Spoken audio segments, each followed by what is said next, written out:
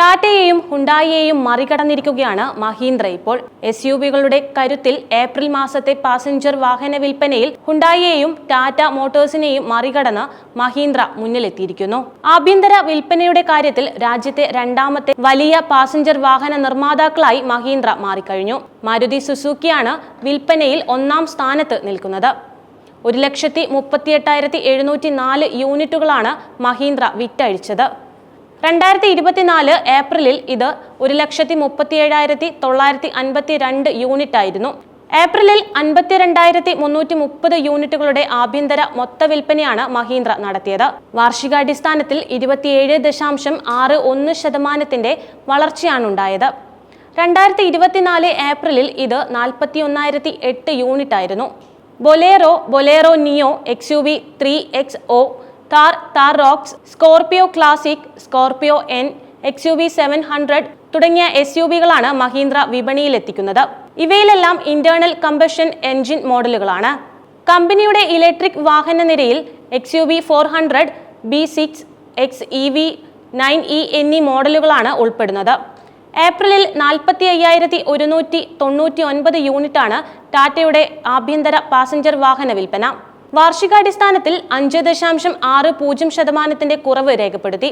2024 ഏപ്രിലിൽ 47,883 യൂണിറ്റുകളാണ് ടാറ്റ വിറ്റഴിച്ചത്. Tiago EV, Altroz, Tigor EV, Punch EV, Nexon EV, Curvv EV, Harrier, Safari എന്നിവ ടാറ്റയുടെ പാസഞ്ചർ വാഹന നിരയിൽ ഉള്ളതാണ്. അതേസമയം ഹുണ്ടായിയുടെ വിൽപ്പന ഇതേ കാലയളവിൽ 44,374 യൂണിറ്റാണ്. വാർഷികാടിസ്ഥാനത്തിൽ 11.61% ഇടിവാണ് ഉണ്ടായത്. 2024 ഏപ്രിലിൽ 50,201 യൂണിറ്റുകളായിരുന്നു വിറ്റത്. Grand i10 Nios, i20, Aura, Verna, Exter, Venue, Creta electric, Alcazar, Tucson Ioniq 5 തുടങ്ങിയ കാറുകളാണ് ഹുണ്ടായ വിൽക്കുന്നത്. രാജ്യത്തെ വാഹന നിർമ്മാതാക്കളിൽ ഇപ്പോൾ വലിയ ഡിമാൻഡും വിൽപ്പനയുമുള്ള ബ്രാൻഡായി മഹീന്ദ്ര മാറിയിരിക്കുകയാണ്. ബ്രാൻഡിന്റെ പുതിയ വിശേഷം എന്താണെന്ന് വെച്ചാൽ 555 കോടി രൂപ മുടക്കി SML ഇസുസു കമ്പനിയുടെ 58.96% ഓഹരി മഹീന്ദ്ര ആൻഡ് മഹീന്ദ്ര സ്വന്തമാക്കിയിരിക്കുകയാണ്.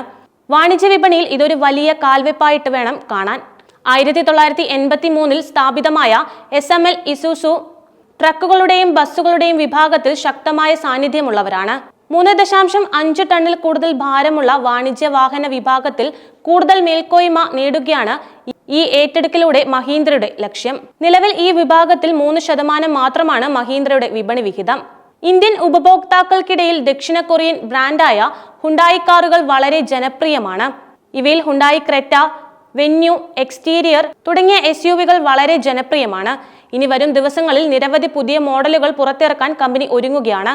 വരാനിരിക്കുന്ന കാറുകളിൽ കമ്പനിയുടെ ജനപ്രിയ മോഡലുകളുടെ അപ്ഡേറ്റ് ചെയ്ത പതിപ്പും ഉൾപ്പെടുന്നുണ്ട്. അപ്ഡേറ്റ് ചെയ്ത SUV ഇതിനകം തന്നെ ആഗോളതലത്തിൽ വിൽപ്പനയ്ക്ക് ലഭ്യമാണ്.